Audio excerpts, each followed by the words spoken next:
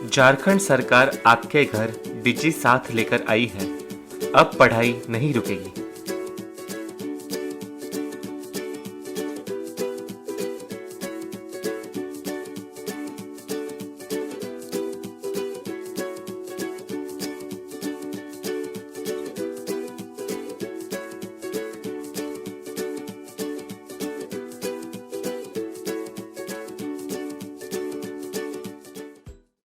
नमस्ते दोस्तों, आप सबका झारखंड सरकार के डीजी साथ प्रोग्राम में स्वागत है। आइए देखते हैं कि आज हम क्या पढ़ेंगे। हम एपिसोड की शुरुआत क्लास 10 के इंग्लिश के chapter a letter to God के तीसरे भाग से करेंगे। हम भाग 3 को पढ़ेंगे, साथ साथ इस पर आधारित कुछ रोचक प्रश्न उत्तर भी करेंगे। इसके बाद क्लास 10 के हिंदी सब्जेक्ट के अध्याय नेताजी का चश्मा की शुरुआत करेंगे, जिसमें हम पाठ का पहला एवं दूसरा भाग करेंगे। इसके बाद क्लास 12 में हम गणित विषय के अध्याय संबंध एवं फलन की शुरुआत करेंगे। इस अध्याय का तीसरा भाग करेंगे, साथ साथ इस पर आधारित महत्वपूर्ण प्रश्न भी करेंगे। उसके बाद क्लास 12 में ही हम फिजिक्स के अध्याय वैद्युत आवेश तथा क्षेत्र के चौथे भाग को समझेंगे, साथ साथ उस पर आधारित प्रश्न को भी समझेंगे।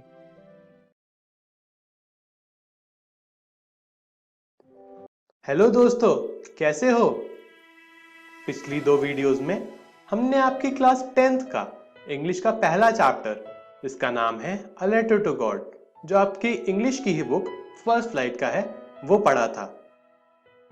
तो दोस्तों, क्या आप सबको याद है कि हमने अब तक की 2 वीडियोस में क्या क्या पढ़ लिया है? हमने पढ़ा है कि लैंचो नाम का कैरेक्टर, यानी जो किरदार है, वो एक किसान है जो अपने परिवार के साथ नॉर्थ ईस्ट मतलब उत्तरी पूर्व के पहाड़ों पर रहता था। बारिश और तूफान की वजह से उसके सारे खेतों का नुकसान हो चुका था, सारी फसलें खराब हो चुकी थी। इस सब से बहुत परेशान होके लैंचो ने क्या सोचा? लैंचो ने सोचा था कि क्यों ना भगवान के नाम एक लेटर लिखा जाए, क्योंकि उसकी सहायता करने वाला कोई भी नहीं था। तो उसने भगवान के नाम लेटर लिखा था। दोस्तों, आगे की कहानी हम इस वीडियो में पढ़ेंगे। तो आइए देखते हैं हम इस वीडियो में क्या क्या सीखेंगे, क्या क्या पढ़ेंगे। आंसर ऑफ लेटर, यानी जो लैंचो ने भगवान के नाम लेटर लिखा था, उसके जवाब में लैंचो को क्या मिला। रिएक्शन ऑफ लैंचो, मतलब वो जवाब पढ़ने के बाद लैंचो का क्या रिएक्शन था, लैंचो के ऊपर क्या प्रभाव पड़ा। तो आइए आगे की कहानी हम बिना किसी देरी के शुरू करते हैं, पढ़ते हैं। अगले संडे मतलब अगले रविवार लैंचो दोबारा से उठ के पोस्ट ऑफिस गया, ताकि वो जांच पड़ताल कर सके कि मेरे नाम कोई भी लेटर, कोई भी चिट्ठी या कोई लिफाफा आया या नहीं। जब वो पोस्ट ऑफिस पहुंचा, पोस्ट ऑफिस में जो पोस्टमैन मतलब जो वहां का कर्मचारी था, उसने खुद अपने हाथों से वो लिफाफा लैंचो को पकड़ाया। लैंचो इस वक्त तक कोई भी रिएक्शन नहीं दे रहा था। उसको कोई हैरानी भी नहीं हुई कि उसके नाम कोई लेटर आया है। उसको पूरा भरोसा था कि भगवान मेरी सहायता जरूर करेंगे। ये सब दृश्य, ये सब जो सीन था, वो हेड पोस्टमास्टर अपने कैबिन से मतलब अपने कमरे से देख रहे थे और खुश भी हो रहे थे कि लैंचो को कितना भरोसा है भगवान के ऊपर। और खुश इसलिए भी थे क्योंकि उन सब ने मिलकर गरीब की मदद करी थी। फिर जब लैंचो ने लिफाफा खोला और पैसे गिनने शुरू किए, उसको यकीन ही नहीं हुआ कि भगवान उसके साथ ऐसा कुछ कर सकते हैं, क्योंकि उसने 100 रुपए मांगे थे लेकिन लिफाफे में सिर्फ 70 रुपए ही थे। इस सब की वजह से लैंचो तो बहुत ही गुस्सा हो गया, बहुत नाराज हो गया, क्योंकि उसको यकीन ही नहीं हो रहा था कि भगवान उसके साथ ऐसा कैसे कर सकते हैं। उसने सोचा कि ये तो हो ही नहीं सकता, मेरे साथ जरूर कुछ ना कुछ किया गया है। वो दोबारा से विंडो पे मतलब कर्मचारी के पास गया। उसने एक पेपर और पेन मांगा ताकि वो दोबारा से एक लेटर लिख सके। एम्प्लॉय ने मतलब जो कर्मचारी था, उसको बिना किसी सवाल किए पेपर और पेन दे दिया। हेड पोस्टमास्टर अभी भी ये सारा दृश्य अपनी खिड़की से देख रहा था। लैंचो ने दोबारा लेटर लिखना शुरू किया। उसने लिखा, भगवान, मैंने जितने पैसे मांगे थे उसमें सिर्फ 70 रुपए ही मेरे को मिले हैं। आपसे विनती है कि आप बाकी के पैसे भी जल्दी दे दें, क्योंकि मुझे इन पैसों की बहुत ही ज़रूरत है। आपसे एक और विनती है कि कृपया आप ये जो बाकी के पैसे भेजेंगे वो पोस्ट के ज़रिए ना भेजें, क्योंकि ये यहाँ पे जितने भी एम्प्लॉयज़, जितने भी कर्मचारी हैं, सब क्रुक्स, मतलब सब बदमाश, धोखेबाज हैं। तो दोस्तों, हमने आज की वीडियो में क्या क्या सीखा?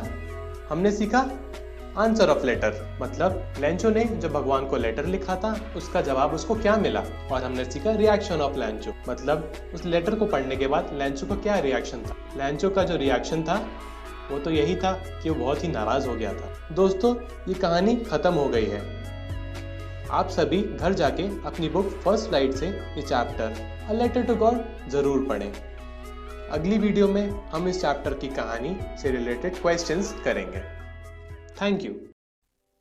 हेलो दोस्तों, कैसे हो? पिछली 3 वीडियोस में हमने आपकी क्लास 10th का इंग्लिश का पहला चैप्टर, जिसका नाम है अ लेटर टू गॉड, वो पूरा पढ़ लिया था, जो आपकी इंग्लिश की ही बुक फर्स्ट फ्लाइट का है। तो दोस्तों, आज की इस वीडियो में हम उसी चैप्टर से रिलेटेड कुछ इंपॉर्टेंट क्वेश्चंस करेंगे। हर क्वेश्चन के बाद मैं आपको कुछ सेकंड का समय दूंगा ताकि आप उनके आंसर सोच सकें। तो आइए देखते हैं पहला क्वेश्चन क्या है। Who was लैंचो? What was his problem? मतलब लैंचो कौन था और उसकी क्या प्रॉब्लम थी?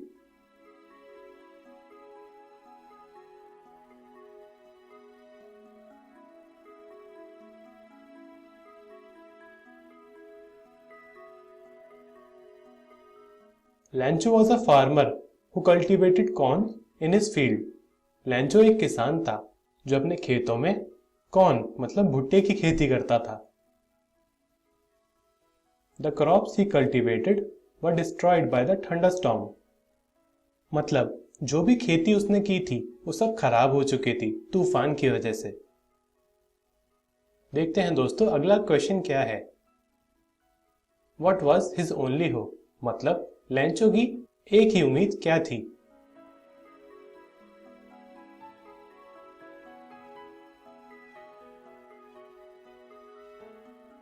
थंडरस्टॉर्म मतलब तूफान के आने के बाद जब उसके सारी खेती खराब हो चुकी थी, तो लैंचो की आखिरी उम्मीद सिर्फ भगवान थी। अगला क्वेश्चन है, Why did लैंचो write letter to God? And why did he ask for money?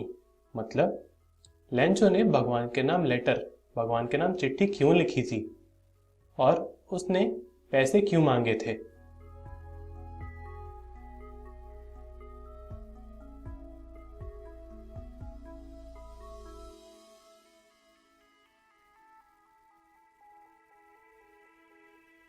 लैंचो ने भगवान के नाम चिट्ठी उनसे मदद मांगने के लिए लिखी थी और लैंचो ने भगवान से मदद में पैसे मांगे थे ताकि वो अपनी खेती दोबारा कर सके। अगला क्वेश्चन है, how much money did Lencho demand and how much did he get? मतलब लैंचो ने कितने पैसे मांगे थे भगवान से और उसको असल में कितने पैसे मिले?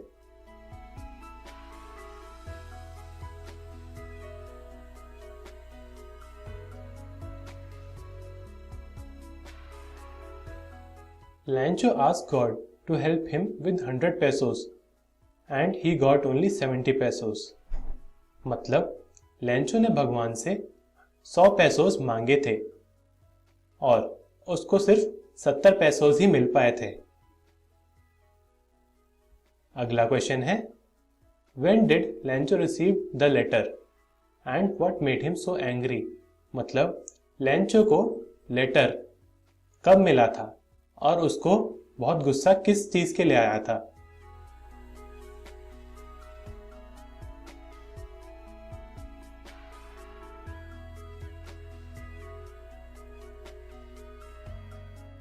Next Sunday Lencho received the letter, मतलब अगले रविवार लैंचो को लेटर मिल गया था। He got only 70 pesos. उसको गुस्सा इसलिए आ रहा था क्योंकि उसने 100 पैसोस की डिमांड की थी, लेकिन उसको सिर्फ 70 पैसोस ही मिले थे। दोस्तों, ये क्वेश्चन ध्यान से समझिएगा। ये दोनों क्वेश्चन अलग अलग जरूर हैं, लेकिन इनका मतलब एक ही है, तो इनके आंसर भी एक ही होंगे। Why did he show doubts to postal employees? मतलब उसने पोस्ट ऑफिस में काम करने वाले कर्मचारियों के ऊपर डाउट क्यों किया था? Why did Lencho call employees a bunch of crooks? मतलब लेंचो ने पोस्ट ऑफिस में काम करने वाले एम्प्लॉयज यानी कर्मचारियों को क्रूक यानी बदमाश, धोखेबाज क्यों कहा था?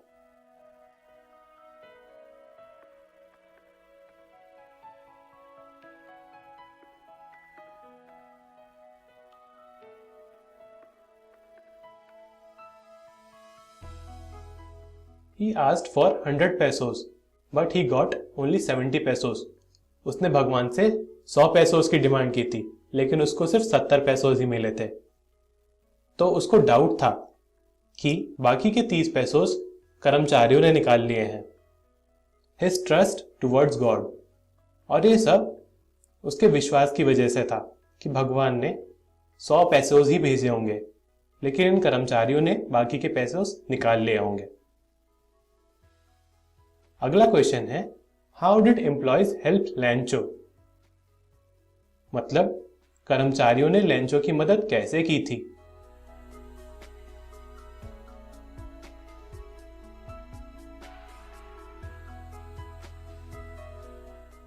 Contributed their part of money under the name of charity.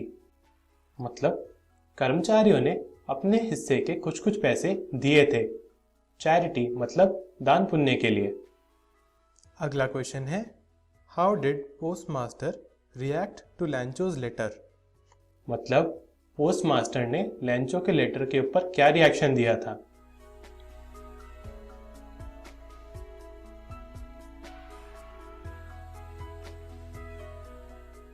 Initially the post master made fun of Lencho. मतलब पहले तो पोस्ट मास्टर बहुत हंसा था लेंचो के लेटर को देखकर। Then he realized that Lencho trusted God a lot. फिर उसको एहसास हुआ कि लेंचो भगवान के ऊपर बहुत भरोसा करता था। And postmaster decided to help him out of that situation. मतलब पोस्ट मास्टर ने फिर डिसाइड किया कि उसे लेंचो की मदद करनी चाहिए ताकि वो इस स्थिति से बाहर आ सके। तो दोस्तों, आज की इस वीडियो में हमने आपके chapter a letter to God के इंपॉर्टेंट क्वेश्चंस करे थे। आप सब भी अपने घर जाके इनको जरूर पढ़ें। Thank you.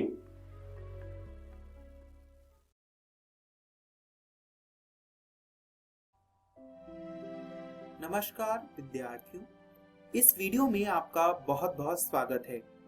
आज हम 10वीं कक्षा की हिंदी की पाठ्य पुस्तक क्षितिज भाग 2 के पहले गद्य पाठ को पढ़ने जा रहे हैं, जो कि है नेताजी का चश्मा। आइए शुरू करते हैं ये वीडियो और जानते हैं इस वीडियो के विषय बिंदु। आज की इस वीडियो में सबसे पहले हम स्वयं प्रकाश का परिचय प्राप्त करेंगे कि स्वयं प्रकाश कौन थे और इनका जीवन कैसा था, इनकी रचनाएं किस प्रकार की हैं इत्यादि। इसके बाद हम उनके द्वारा रचित पाठ नेताजी का चश्मा के प्रसंग को समझेंगे और समझने के बाद उनके इसी पाठ के कुछ अंश की व्याख्या करने की भी कोशिश करेंगे, उसे समझने का प्रयास करेंगे। तो आइए विद्यार्थियों, शुरू करते हैं ये वीडियो। तो स्क्रीन पर जो चित्र आप देख रहे हैं वो चित्र है समकालीन हिंदी कहानीकार स्वयं प्रकाश का। स्वयं प्रकाश समकालीन यानी इस समय के सबसे प्रसिद्ध हिंदी कहानीकार हैं। कहानीकार वो होता है जो कहानियां लिखता है। स्वयं प्रकाश इस जमाने के बहुत बड़े कहानी लिखने वाले हैं। इन्होंने मध्य वर्गीय जीवन की अभिव्यक्ति की है। अब मध्य वर्गीय जीवन क्या होता है? ये जीवन वो होता है जो ना तो अत्यधिक गरीबी में हो और ना ही अत्यधिक अमीरी में, यानी एक सामान्य स्थिति में। किंतु इस सामान्य स्थिति में भी क्या कुछ समस्याएं और क्या कुछ चुनौतियों का सामना एक व्यक्ति को करना पड़ता है, उसका वर्णन लेखक ने बखूबी अपनी कहानियों में किया है। इनकी रचनाओं में सूरज कब निकलेगा, आएंगे अच्छे दिन भी, आदमी जात का आदमी और संसाधन बहुत प्रसिद्ध हैं। इनके उपन्यास भी बहुत चर्चित हैं, जिसमें बीच में विनय और ईंधन बहुत ही लोकप्रिय हैं। इन्हें बहुत से पुरस्कार भी मिल चुके हैं। उन पुरस्कारों में बहुत से पुरस्कार शामिल हैं, जिसमें राजस्थान साहित्य अकादमी पुरस्कार सर्वप्रसिद्ध है। इनकी रचना एक विशेष प्रकार की कथा शैली में लिखा गया है और वो शैली है किस्सा गोई। आपके मन में यह प्रश्न उठ रहा होगा कि किस्सा गोई क्या होती है। दरअसल गोई का अर्थ होता है कहने का अंदाज, कहने का तरीका। उसी प्रकार लेखक ने किस्सा यानी कहानी एक विशेष शैली से कही है, इसीलिए इसे किस्सा गोई शैली कहते हैं। आइए विद्यार्थियों, अब इनके द्वारा रचित पाठ पढ़ते हैं, जिसका नाम है नेताजी का चश्मा। और नेताजी का चश्मा नामक पाठ में लेखक ने देशभक्ति का वर्णन किया है। विद्यार्थियों, हम सभी देशभक्ति से ओतप्रोत हैं, किंतु वर्तमान समय में देशभक्ति की परिभाषा बदली है। ये परिभाषा क्या है और इसके कौन से तत्व हैं जिस पर हमें ध्यान देना चाहिए, लेखक ने उसका वर्णन किया है। इसका वर्णन लेखक ने कैप्टन नामक व्यक्ति की कहानी से किया है। इस कहानी में लेखक ने देश के निर्माण में लोगों का क्या योगदान हो सकता है वो बताने का प्रयास किया है। हर किसी व्यक्ति की अलग अलग पहचान होती है और देश के निर्माण में उसका अलग अलग योगदान होता है। लेखक ने भी अपनी लेखनी से यह प्रमाणित करने का प्रयास किया है। आइए अब हम उनकी कहानी का पहला अंश पढ़ते हैं और जानते हैं क्या कुछ लिखा हुआ है स्वयं प्रकाश की इस कहानी में, जिसका नाम है नेताजी का चश्मा। कहानी शुरू होती है हालदार साहब से। हालदार साहब हर 15वें दिन एक कस्बे से गुजरा करते थे। वो कस्बा बहुत बड़ा नहीं और जिसे पक्का मकान कहा जा सके वैसा कोई मकान था वहां पर, और एक छोटा सा बाजार था। एक लड़कों का स्कूल था और एक लड़कियों का स्कूल था, और एक सीमेंट का छोटा सा कारखाना और एक सिनेमा घर थी। क्योंकि एक नगर था वह, तो इसीलिए उसमें काम करने के लिए एक नगर पालिका भी थी। विद्यार्थियों, किसी नगर के सभी काम को संचालित करने के लिए सरकार एक नगर पालिका की व्यवस्था करती है। यही नगर पालिका उस कस्बे में भी थी। अब लेखक कहता है कि नगर पालिका थी तो कुछ ना कुछ करती भी रहती थी, जैसे कभी कोई सड़क पक्की करवा देती थी या कोई पेशाब घर बनवा देती थी, और कभी कभी कबूतरों के लिए छतरी भी लगवा देती थी, और कभी कभी कवि सम्मेलन भी करवा दिया करती थी। विद्यार्थियों, कवि सम्मेलन एक ऐसा सामूहिक आयोजन होता है जहां पर प्रसिद्ध कवि आकर अपनी कविता पढ़ते हैं। अब ये जो नगर पालिका जिसकी बात लेखक कर रहा है, वो कहता है कि इसी नगर पालिका के एक उत्साही प्रशासनिक अधिकारी ने ये सोचा कि जो शहर का मुख्य चौराहा है, जो शहर का मुख्य बाजार है, और बाजार का जो चौराहा है उस पर नेता सुभाष चंद्र बोस की प्रतिमा होनी चाहिए, जो कि संगमरमर की बनी हो। और ये प्रतिमा जो है वह एक खास प्रतिमा है, एक विशेष प्रतिमा है, और उसी के हिस्से के बारे में ये कहानी है। अब वो कहानी क्या है, लेखक इसके बारे में कहता है। यहाँ पर लेखक कहानी कह रहा है। कहानी कहते हुए लेखक कहता है कि पूरी बात तो नहीं पता, लेकिन लेखक को ऐसा लगता है कि जो नगर पालिका थी उसको देश के अच्छे मूर्तिकारों की जानकारी नहीं थी, और अगर जानकारी थी भी तो उपलब्ध बजट नहीं था, यानी इतना पैसा नहीं था कि उससे मूर्ति बनवाई जा सके, और इसीलिए चिट्ठी पत्री में बहुत सारा समय बर्बाद हुआ होगा। लेखक को ऐसा लग रहा है। और जो बोर्ड की शासन अवधि समाप्त होने से पहले, क्योंकि हर 5 साल में चुनाव होते हैं और शासन अवधि में परिवर्तन होता है, तो इस परिवर्तन से पहले अधिकारी चाहते थे कि किसी स्थानीय कलाकार होता है कि जो किसी स्थान विशेष में रहता हो, और उसे ही स्थानीय कहते हैं। हम सामान्य सी भाषा में कहना चाहें तो लोकल आर्टिस्ट। तो किसी लोकल आर्टिस्ट या स्थानीय कलाकार की सहायता से ये काम करने की सोची गई होगी।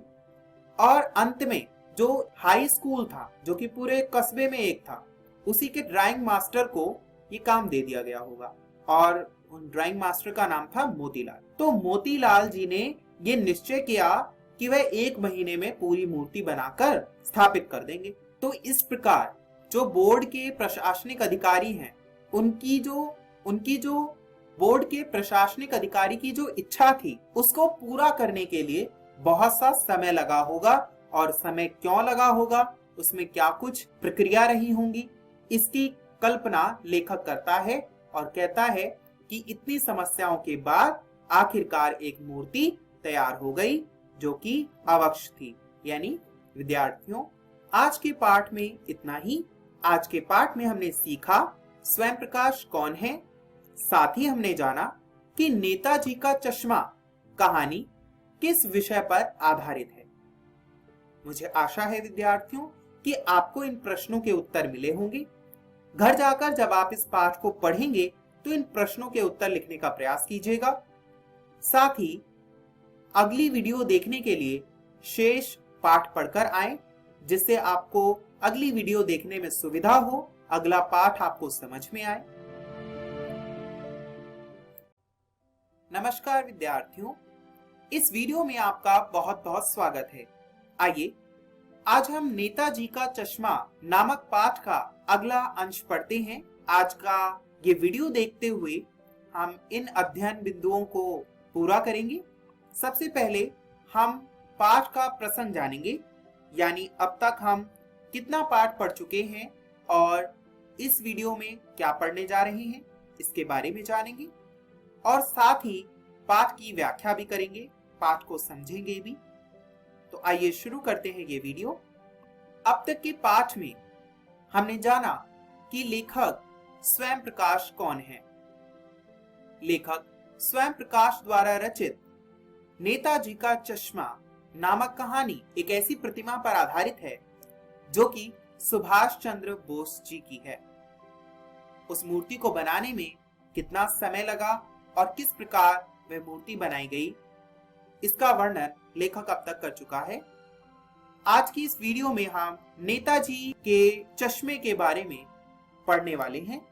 तो आइए शुरू करते हैं ये वीडियो। लेखक कहता है, मूर्ति जो है संगमरमर की मूर्ति थी, और इस मूर्ति का ये जो पूरी मूर्ति है जो मास्टर जी ने बनाई थी, वह लगभग 2 फुट की थी, और ये एक बस्ट मूर्ति थी। बस्ट मतलब अवक्ष प्रतिमा, जिसे सिर्फ छाती तक बनाया जाता है, और बहुत सुंदर थी। नेताजी का व्यक्तित्व उससे झलकता था, और मूर्ति को देखते ही ऐसा प्रतीक होता था जैसे सुभाष चंद्र बोस जी कहने लगे कि चलो दिल्ली और मुझे खून दो। यह सब वाक्य मन में आने लगते थे। लेखक कहता है कि अगर इस दृष्टि से देखा जाए तो मूर्ति बहुत ही सरल थी, किंतु इस मूर्ति की एक चीज मिसिंग थी, यानी एक चीज इस मूर्ति में नहीं थी। वो ये था कि नेताजी की आंखों पर चश्मा नहीं था, और नेताजी की आंखों पर जो चश्मा था वो संगमरमर का नहीं था। असली का चश्मा जो है वह नेताजी को पहना दिया गया था। यहाँ पर जो हालदार साहब हैं उसके बारे में हमें पता चलता है कि जो हालदार साहब हैं जो उस कस्बे से हर 15 दिन में गुजरते थे, तो उन्हीं साहब ने तो पान खाने के लिए रुके, और जब मूर्ति के उन्होंने इस रूप को देखा कि उस पर काले रंग का असली का चश्मा लगा हुआ है, तो उनके मुख पर एक मुस्कान आ गई। एक कौतुक भरी मुस्कान आ गई। अब वह मनी मन सोचने लगे, यह भी आइडिया अच्छा है कि पत्थर की मूर्ति है लेकिन चश्मा उस पर असली लगाया हुआ है, रियल का। आगे लेखक कहता है, यहाँ पर लेखक ने अपने कहानी के विषय को स्थापित करने का प्रयास किया है, जो कि है नेताजी का चश्मा। विद्यार्थियों, पिछली वीडियो में हमने कहानी के उस अंश पर चर्चा की थी जिस अंश पर लेखक ने यह बताया था कि मूर्ति किस प्रकार तैयार की गई होगी। उसी क्रम में लेखक किस्सा गोई अंदाज में, यानी किस्सा कहने के ढंग में अपनी कहानी आगे बढ़ाता है और कहता है कि दूसरी बार जब हालदार साहब उस मूर्ति के पास से गुजरे तो उस मूर्ति को उन्होंने देखा और उस मूर्ति में उन्हें कुछ नया सा लगा, कुछ अंतर दिखाई दिया। क्या अंतर दिखाई दिया? वो अंतर ये था कि जो चश्मा था, नेताजी का जो चश्मा था, उसे बदल दिया गया था। पहले उन्होंने चौकोर मोटे फ्रेम वाला चश्मा लगाया था और अब उन्होंने तारों वाला गोल चश्मा लगा रखा था। इससे जो हालदार साहब हैं, उनके मन की जिज्ञासा और बढ़ी और वह ये सोचने लगे कि मूर्ति के कपड़े नहीं तो क्या हुआ, लेकिन चश्मा तो बदला ही जा सकता है। आगे फिर ऐसा होता है, हालदार साहब उस गली से गुजरते हैं और देखते हैं कि चश्मा फिर बदला हुआ है। यहाँ पर हालदार साहब की अब आदत ही पड़ गई कि जब भी वह उस कस्बे से गुजरते तो वह देखते कि मूर्ति में रोज नए नए चश्मे लगे। तो एक बार जहां से हालदार साहब पान लेते हैं, उसी पान वाले से पूछ लिया कि क्यों भाई, क्या बात है, यह तुम्हारे नेताजी का चश्मा हर बार कैसे बदल जाता है? इस पर पान वाला कहता है, क्योंकि पान वाला जो है वह एक मोटे कद का खुश मिजाज व्यक्ति था। उसने अपने मुंह में पान ठूसा और पान ठूसकर हालदार साहब के प्रश्न को सुनकर आंखों ही आंखों में हंसने लगा। क्यों आंखों ही आंखों में हंसने लगा? क्योंकि उसने अपने मुंह में पान ठूसा हुआ था। अगर वह मुंह खोलकर हंसता तो उसके मुंह से पान गिर जाता। इसीलिए उसकी तोंद थिरकने लगी, यानी वो मोटा था तो जब वो हंस रहा था तो उसकी तोंद यानी पेट थिरक रही थी, हिल रही थी। उसने पान थूक दिया और काली काली बत्ती सी दिखाकर कहा कि कैप्टन चश्मे वाला ऐसा करता है। अब ये कौन है कैप्टन, इसके बारे में हमें आगे पता चलेगा। हालदार साहब पूछते हैं कि क्या करता है कैप्टन, तो बाद में पान वाला कहता है कि चश्मा चेंज कर देता है। तो इस पर हालदार साहब को कुछ बात समझ में नहीं आई। उन्होंने दोबारा पूछ लिया कि क्या मतलब, क्यों चेंज कर देता है? हालदार साहब अब भी नहीं समझ पा रहे थे। तो बात यहाँ पर यह होती है कि जो कैप्टन नाम का एक चश्मे वाला है, वो क्या करता है, नेताजी सुभाष चंद्र बोस पर रोज चश्मा लगा देता है और जब किसी ग्राहक को चश्मा देखना होता है तो वह क्या करता है, अपने चश्मों में से एक फ्रेम निकालकर वो नेताजी की आंखों पर लगा देता है और जो चश्मा ग्राहक को चाहिए वो निकाल कर ले जाता है। यहाँ पर हमें कैप्टन के बारे में कुछ कुछ पता लगने लगता है और यही वो कैप्टन है जिसकी कहानी लेखक स्वयं प्रकाश कहना चाहते हैं। विद्यार्थियों, मुझे आशा है कि अब तक की कहानी आपको बहुत पसंद आई होगी। आज की इस वीडियो में हमने जाना हालदार साहब के कौतूहल का क्या कारण था, यानी वे क्यों हैरानी से उस मूर्ति को देखा करते थे। साथ ही हमने पान वाले के चरित्र के बारे में थोड़ी बहुत बातें जानी।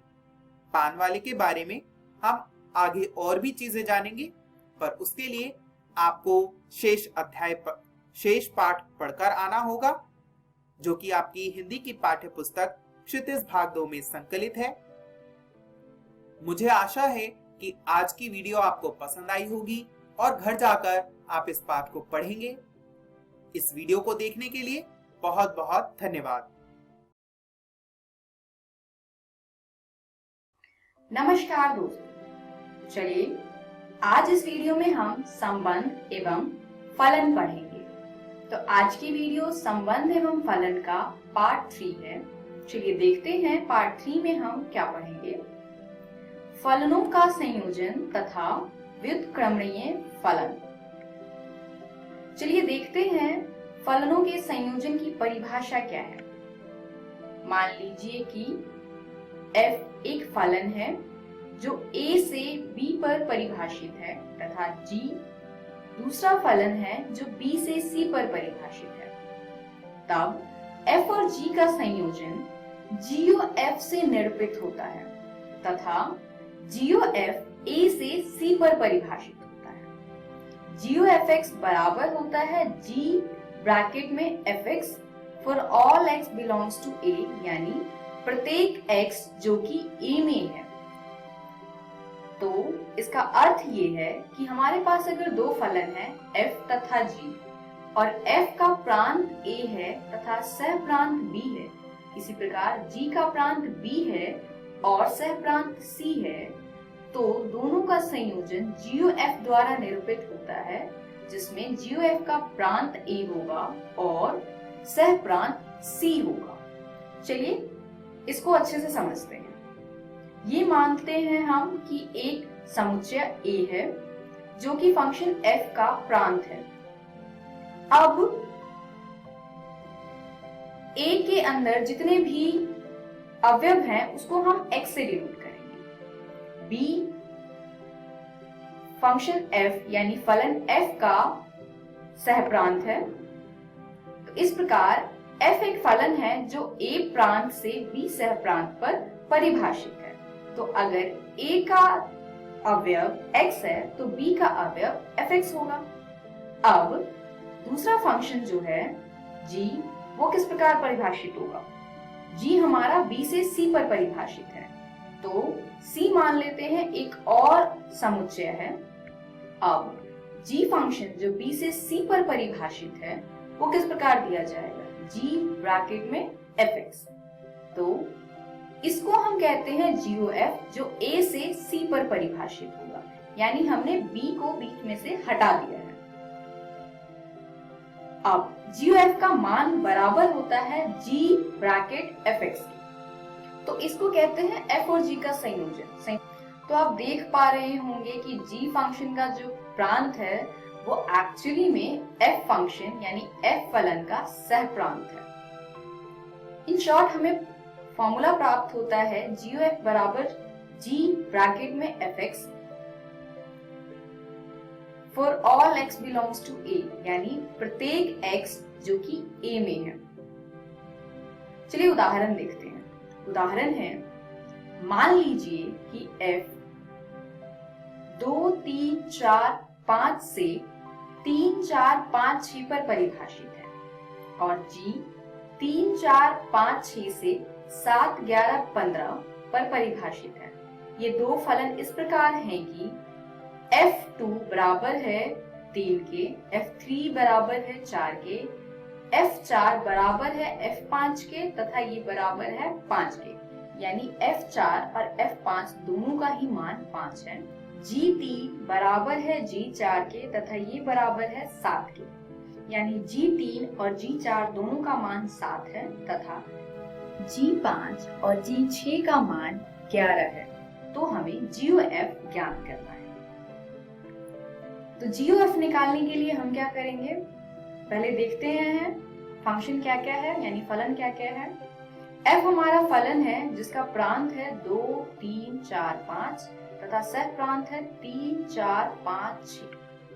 g एक फलन है जिसका प्रांत है 3, 4, 5, 6 और सह प्रांत है 7, 11, 15। तो अब हमें निकालना है GOF। GOF के लिए अब GOF का प्रांत क्या होगा? जो f का प्रांत है, और GOF का सह प्रांत क्या होगा? जो g का सह प्रांत है।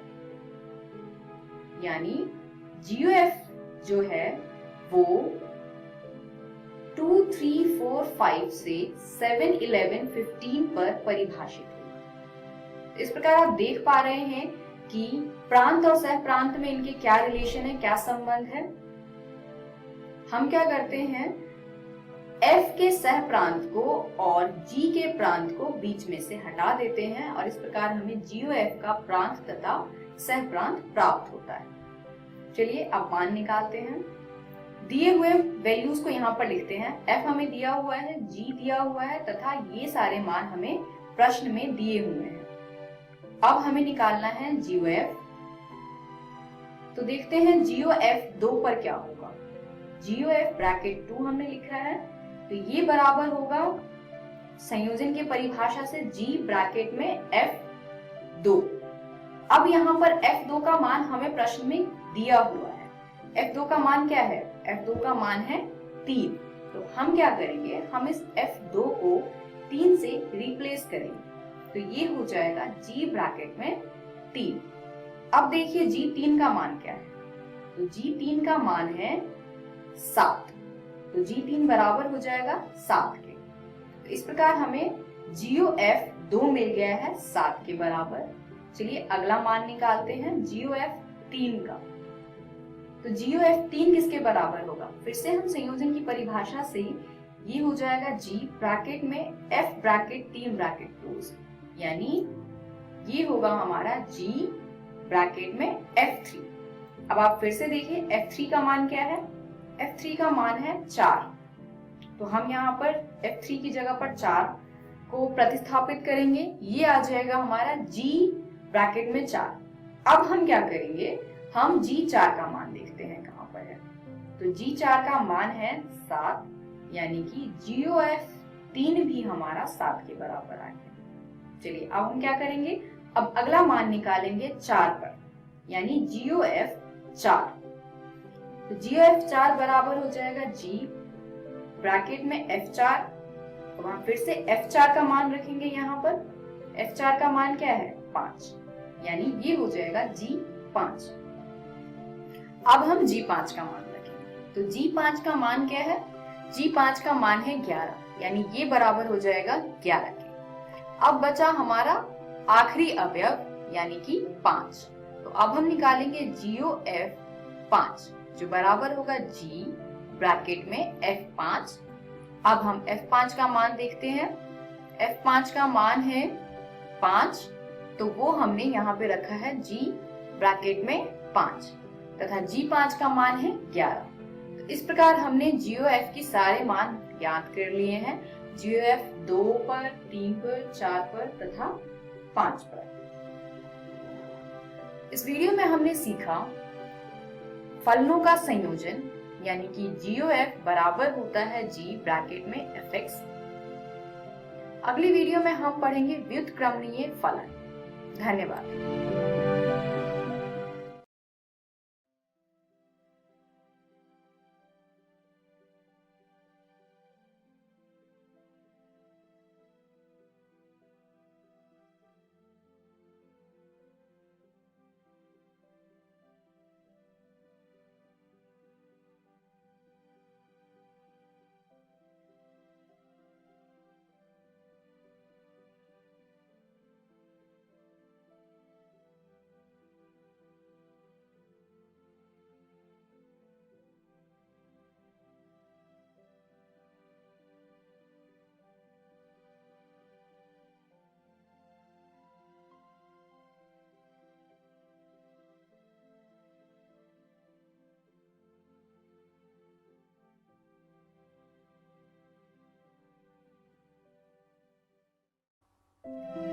नमस्कार दोस्तों, आज के इस वीडियो में हम पढ़ेंगे संबंध एवं फलन। तो ये है पार्ट 4 संबंध एवं फलन का, जिसको इंग्लिश में हम रिलेशंस एंड फंक्शंस कहते हैं। चलिए देखते हैं पार्ट 4 में हम क्या पढ़ेंगे। व्युत्क्रमणीय फलन। चलिए देखते हैं परिभाषा व्युत्क्रमणीय फलन का। फलन f जो x से y पर परिभाषित है व्युत्क्रमणीय या फिर इन्वर्टिबल कहलाता है यदि एक फलन g जो y से x पर परिभाषित है का अस्तित्व इस प्रकार है कि GOF बराबर Ix तथा FG बराबर Iy। Ix का अर्थ है तत्समक जिसका प्रांत x है और Iy का अर्थ है तत्समक जिसका प्रांत y है, यानी GOF तथा FOG दोनों का ही मान तत्समक यानी कि आइडेंटिटी आ जाएगी। तब फलन g को फलन f का विलोम कहते हैं और इसे प्रतीक f इनवर्स यानी f की पावर -1 द्वारा प्रकट करते हैं। दाईं साइड पर एक चित्र है जिसमें आप देख सकते हैं f एक फलन है जिसमें a की मैपिंग 3 पर जा रही है, b की मैपिंग 1 पर तथा c की मैपिंग 2 पर। f इनवर्स जो है यानी f का जो विलोम है वो f का बिल्कुल उल्टा है। जहाँ पर a की मैपिंग 3 पे जा रही थी तो यहाँ पर 3 की मैपिंग a पर जा रही है, b की मैपिंग 1 पे था तो यहाँ पर 1 की मैपिंग b पर है। इसी प्रकार c की मैपिंग 2 पर था तो यहाँ पर 2 की मैपिंग c पर है। चलिए इसको अच्छे से समझते हैं। GOF बराबर I of x तथा FOG बराबर I of y है। इन दोनों को हम कहते हैं तत्समक फलन यानी आइडेंटिटी फंक्शन। यानी GOF of x बराबर x के आ जाए जहां पर कि x जो है वो f का प्रांत होगा एंड FOGX भी x के बराबर आ जाए जहां पर x g का प्रांत।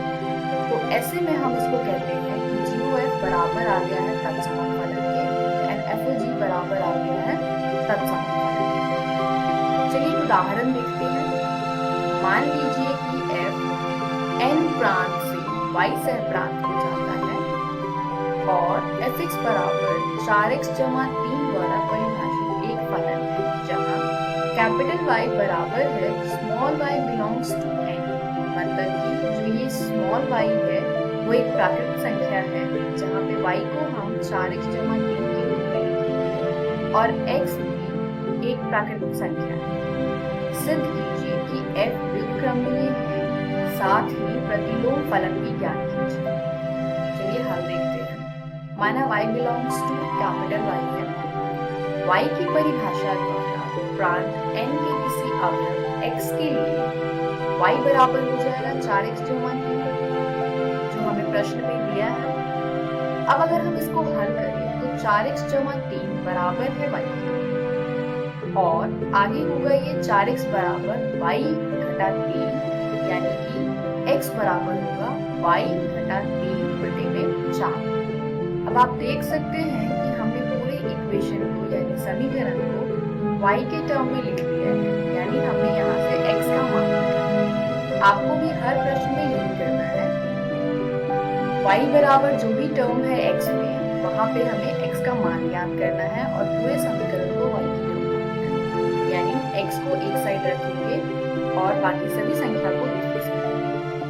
अब यहाँ से जो हमने x बराबर y माइनस 3 बटे 4 प्राप्त किया है इसको हम gy से परिभाषित करेंगे। यानी gy बराबर हो जाएगा y घटा 3 बटे में 4 और इस नए फलन g का प्रांत y होगा तथा सह प्रांत f। अब हम देखते हैं कि क्या ये g f का प्रतिलोम फलन है या नहीं। तो चलिए जांच करते हैं इसकी। हम सबसे पहले GOFX इसके लिए GOFX बराबर होगा g of fx परिभाषा द्वारा। अब हम जानते हैं कि fx का मान 4x जमा 3। हम क्या करेंगे, इस fx की जगह पर इस fx का मान रखेंगे जो है क्या 4x जमा। ये बराबर हो जाएगा g ब्रैकेट में 4x जमा। अब 4x जमा 3 यहाँ से हमने fx का मान को प्रतिस्थापित किया है। अब क्योंकि ये फलन g का है तो हमें g फलन पता होना चाहिए। g फलन हमने परिभाषित किया है y थीटा 3 बटे में 4। तो अब हम क्या करेंगे, gy में y को प्रतिस्थापित करेंगे 4x जमा 3 से। इस प्रकार हमें प्राप्त होता है 4x जमा 3 घटा 3 बटे में 4। अब आप इसको हल करेंगे तो हमें प्राप्त होता है x। तो आप देख सकते हैं कि ये तत्समक फलन है, यानी GOFX जो है वो बराबर आ गया है तत्समक के। For all x belongs to n, यानी सभी x जो प्राकृतिक संख्या है, GOF जो है वो बराबर है I n, यानी तत्समक फलन जिसका प्रांत n। चलिए अब FOG निकालते हैं। FOG of y क्या है? FOG ऑफ y बराबर होगा f ब्रैकेट में gy के। gy का मान क्या है? gy का मान है y माइनस 3/4। तो हम gy की जगह पर y माइनस 3/4 रखेंगे। ये हो जाएगा f ब्रैकेट में y माइनस 3/4। अब क्योंकि फलन f में है, देखते हैं फलन f क्या है। फलन f है fx बराबर 4x जमा 3। तो अब हमें क्या करना है? अब y माइनस 3/4 हमें रिप्लेस करना है x से। तो हम x की जगह पर y माइनस 3/4 को प्रतिस्थापित करेंगे। ये आ जाएगा 4 ब्रैकेट में y माइनस 3/4 जमा 3। अब 4 से 4 को कैंसिल कर देंगे, ये बचेगा y बटा 3 जमा 3। अब बटा 3 जमा 3 एक दूसरे से कैंसिल आउट हो जाएंगे और सिर्फ y। तो अब आप देख सकते हैं y ये समफलन है। जब पर स्मॉल y बिलोंग करता है कैपिटल y से, स्मॉल y कैपिटल Y में है। और अब आप देख सकते हैं कि FOG बराबर आ गया है GF बराबर आ गया I के, तथा FOG बराबर आ गया I यानी लागू है F और फलन G फलन F का प्रतिनिधित्व। इस वीडियो में हमने सीखा व्युत्क्रमणीय फलन। अगली वीडियो में हम द्विआधारी संक्रियाएं के बारे में पढ़ेंगे। धन्यवाद।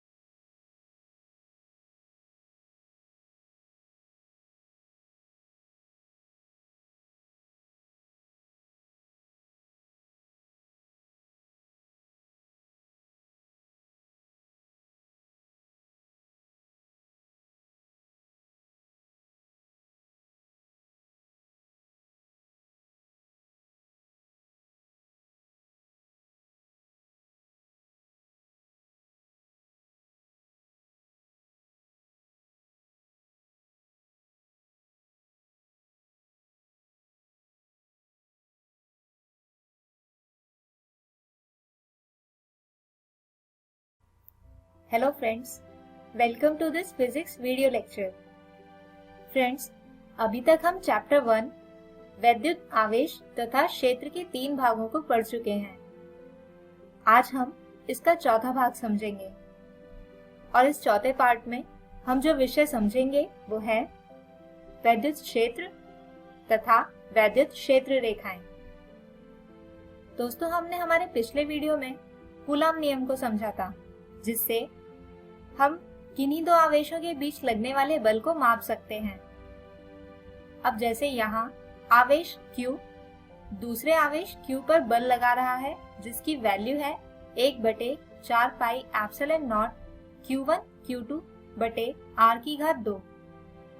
लेकिन यहाँ एक प्रश्न ये भी उठता है कि इस आवेश Q की अनुपस्थिति में भी क्या ये आवेश Q इसी तरह बल लगाता रहेगा? तो हाँ दोस्तों, ये आवेश Q ठीक इसी तरह बल लगाता रहता है। बस हमें इसकी उपस्थिति तभी अनुभव होती है जब कोई अन्य आवेश इसके आसपास आ जाए, और ये बल होगा 1/4 पाई एप्सिलॉन नॉट Q बटे R की घात 2। लेकिन दोस्तों, ये बल अनंत दूरी तक अनुभव नहीं किया जा सकता। ये एक निश्चित दूरी तक ही अनुभव किया जा सकता है, और इसी क्षेत्र जिसमें ये बल अनुभव हो कहलाता है वैद्युत क्षेत्र, और ये बराबर होता है आवेश Q की वजह से किसी इकाई आवेश पर लगने वाले बल के बराबर, यानी F बराबर होगा 1/4 पाई एप्सिलॉन नॉट Q बटे R की घात 2 के। यानी हम लिख सकते हैं कि E बराबर होता है F/Q, जो बराबर है 1/4 पाई एप्सिलॉन नॉट Q/r²। किसी धनावेश Q की वजह से बनने वाला वैद्युत क्षेत्र होगा 1/4 पाई एप्सिलॉन नॉट Q/r² के, और ये आवेश इकाई आवेश को अपने से दूर धकेलता है, यानी इस क्षेत्र की दिशा कुछ इस तरह से होगी।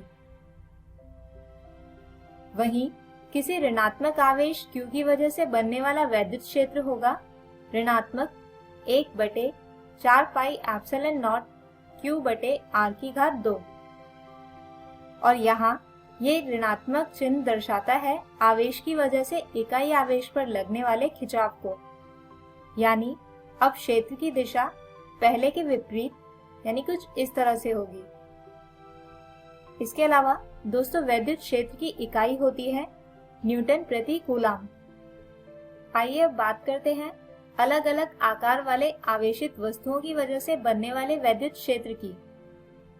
तो दोस्तों किसी आवेशित चादर की वजह से वैद्युत क्षेत्र कुछ इस तरह से होगा, यानी क्षेत्र की दिशा चादर के लंबवत होगी, जबकि किसी तार जो बेलनाकार आकृति का होता है उसमें भी वैद्युत क्षेत्र की दिशा बेलन के वक्र पृष्ठ के सतह के लंबवत होगी। और अगर किसी आवेशित गोले से बनने वाले वैद्युत क्षेत्र की बात करें तो वो बाहर या अंदर की ओर उन्मुख त्रिज्यीय होती है। आइए अब समझते हैं वैद्युत क्षेत्र रेखाओं को। दोस्तों हमने किसी आवेश की वजह से बनने वाले वैद्युत क्षेत्र को समझा, जिसका मान होता है 1/4 पाई एप्सिलॉन नॉट Q/r²। लेकिन दोस्तों वैद्युत क्षेत्र एक सदिश राशि होती है, यानी परिमाण के साथ साथ इसकी एक दिशा भी होती है। अब जैसे यहाँ इस आवेश की वजह से बनने वाले वैद्युत क्षेत्र की दिशा बाहर की ओर उन्मुख त्रिज्यीय होगी। इसके अलावा क्योंकि ये क्षेत्र r² के व्युत्क्रमानुपाती होता है, इसलिए जैसे जैसे इस आवेश से दूर जाएंगे वैसे वैसे क्षेत्र की तीव्रता कम होने लगेगी। इसीलिए हम क्षेत्र के सदिशों को बनाएं तो वो आवेश के पास लंबे यानी ज्यादा तीव्र और आवेश से दूर छोटे यानी कम तीव्र होंगे, और इन्हीं दिशा सदिशों को मिलाकर बनने वाली रेखाएं कहलाती हैं वैद्युत क्षेत्र रेखाएं। दोस्तों किसी धनावेश की वजह से जो क्षेत्र रेखाएं बनती हैं उनकी दिशा बाहर की ओर उन्मुख त्रिज्यीय होती है, जबकि किसी ऋणावेश की वजह से बनने वाली क्षेत्र रेखाओं की दिशा अंदर की ओर उन्मुख त्रिज्यीय होती है। अगर हम दो समान आवेश को आसपास रखें तो वो एक दूसरे को प्रतिकर्षित यानी रिपेल करते हैं, जिसकी वजह से उनकी क्षेत्र रेखाएं एक दूसरे से दूर जाती हैं, कुछ इस तरह से। जबकि असमान आवेश एक दूसरे को आकर्षित यानी अट्रैक्ट करते हैं, जिसकी वजह से उनकी क्षेत्र रेखाएं एक दूसरे की तरफ मुड़ जाती हैं।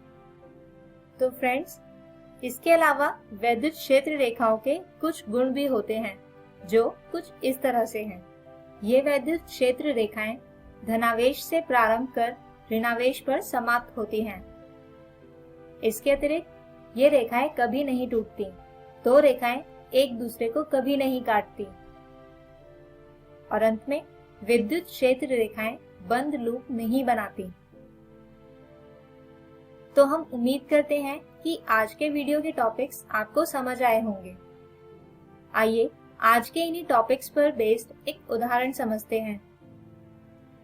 5 माइक्रोकूलम के एक बिंदु आवेश से 1 मीटर की दूरी पर एक परीक्षण आवेश द्वारा अनुभवी वैद्युत क्षेत्र के परिमाण की गणना करें। बिंदु आवेश द्वारा निर्मित वैद्युत क्षेत्र की दिशा को भी बताएं। तो दोस्तों, जैसा कि हमें दिया गया है कि आवेश 5 माइक्रोकूलम से 1 मीटर की दूरी पर है कोई परीक्षण आवेश, यानी यहाँ इस केस में Q होगा 5 माइक्रो यानी 5 गुणा 10⁻⁻6 कूलम और R है 1 मीटर।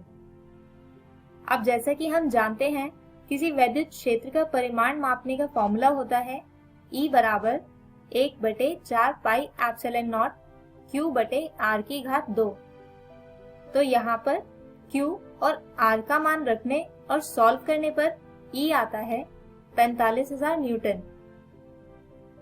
और दोस्तों, क्योंकि यह आवेश Q एक धनावेश है और जैसा कि हम जानते ही हैं कि किसी धनावेश की वजह से बनने वाले वैद्युत क्षेत्र की दिशा बाहर की ओर उन्मुख त्रिज्यीय होती है, यानी यहाँ पर भी वैद्युत क्षेत्र की दिशा होगी बाहर की ओर उन्मुख त्रिज्यीय।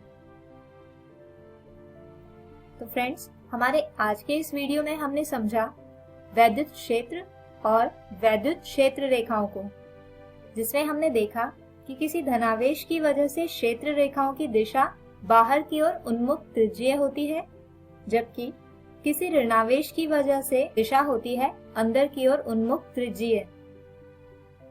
हमारे अगले वीडियो में हम समझेंगे इसी चैप्टर के आगे के कुछ टॉपिक्स, जो हैं वैद्युत फ्लक्स, गाउस नियम और गाउस नियम के कुछ अनुप्रयोग। तब तक के लिए take care and good bye.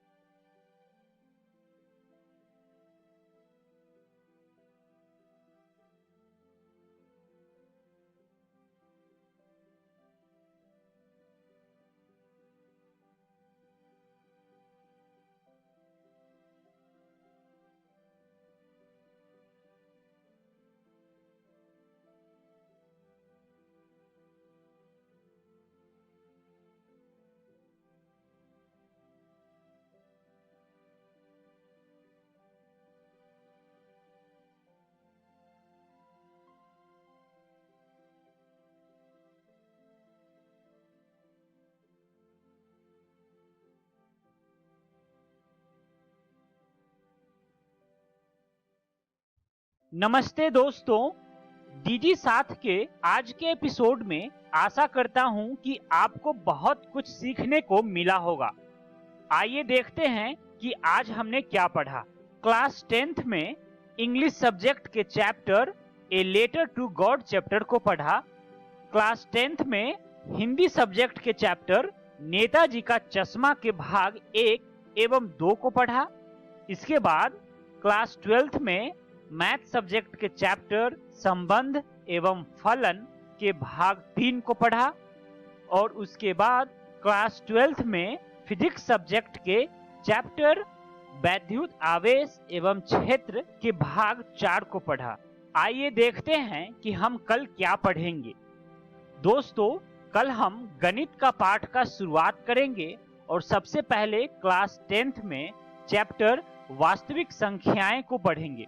इसके बाद क्लास 10th में ही केमिस्ट्री का चैप्टर रासायनिक अभिक्रियाएं एवं समीकरण को पढ़ेंगे और इसके बाद क्लास 12th में मैथ सब्जेक्ट का चैप्टर संबंध एवं फलन को जारी रखेंगे और अंत में क्लास 12th में फिजिक्स सब्जेक्ट का चैप्टर वैद्युत आवेश तथा क्षेत्र के अध्याय को आगे के भाग को समझेंगे। एक जरूरी सूचना, इस एपिसोड को जो हमने अभी देखा इसका पुनः प्रसारण YouTube पे किया जाएगा इकोवेशन के चैनल पे ठीक 3 बजे। तो यदि आप अपने दोस्तों के साथ भी इस एपिसोड को शेयर करना चाहते हैं या पुनः देखना चाहते हैं तो YouTube पर डीजी साथ इकोवेशन सर्च करें और आप इस वीडियो तक पहुंच जाएंगे। धन्यवाद दोस्तों। झारखंड सरकार रोज आपके लिए शिक्षण सामग्री लाएगी। अब पढ़ाई नहीं रुकेगी। यदि आपको कोई प्रश्न है तो कृपया इस टोल फ्री नंबर पर कॉल करें 1800-572-8585 या हमें ईमेल करें। धन्यवाद।